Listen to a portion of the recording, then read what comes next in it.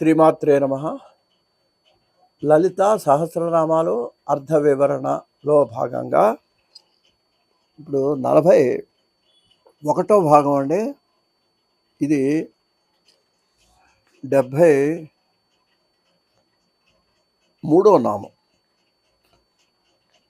ఈ 73వ నామంలో ఆయన ఏం చెప్తున్నారంటే, వర్ణన నిత్యా పరాక్రమాటోప నిరీక్షణ సముత్సుక. కొంచెం నామాలన్నీ పెద్దగా ఉంటాయండి, చాలా పొడుగ్గా ఉన్నాయి. కొంచెం జాగ్రత్తగా ఎక్కడికి ఆపుతున్నానో ఎక్కడ చదువుతున్నానో మీరు అర్థం చేసుకుంటే అర్థం కూడా మీకు అర్థమవుతుంది. అది పెద్ద కష్టమేం కాదు. నిత్యా పరాక్రమాటోప నిరీక్షణ సముత్సుక. నామంగా చెప్తే నిత్యా పరాక్రమాటోప నిరీక్షణ సముత్సుకాయై నమః అని చెప్పాలండి. ఏమండి, ఇక్కడ నిత్య అనే పేరు చెప్పాలండి. ఈ నిత్య అనేది ఏంటంటే, ఆ దేవతల ఇప్పుడు మనకు తిథులు ఉన్నాయి చూడండి, పాడ్యమి నుంచి పౌర్ణమి వరకు పాడ్యమి విధిగా ఉన్నాయి కదండి.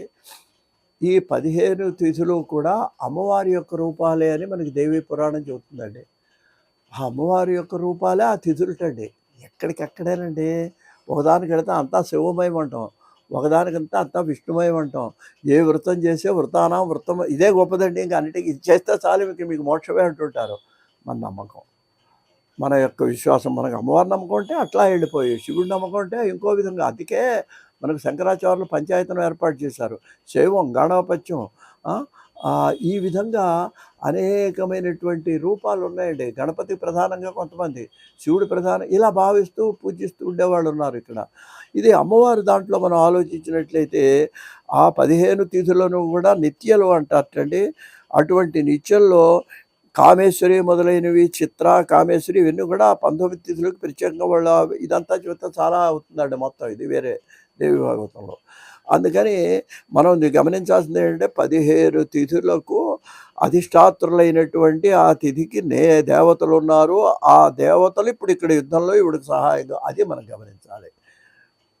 నిత్యా పరాక్రమము చేత ఈ తిథుల యొక్క అధిష్టాన దేవతలైనటువంటి వాళ్ళు కూడా ఇప్పుడు అమ్మవారికి సహాయంగా వచ్చి వాళ్ళ పరాక్రమానికి చూపెట్టడం వలన వాళ్ళ పరాక్రమాన్ని చూచుటయందు పరాక్రమాటోపాన్ని నిరీక్షణ అంటే చూడటం.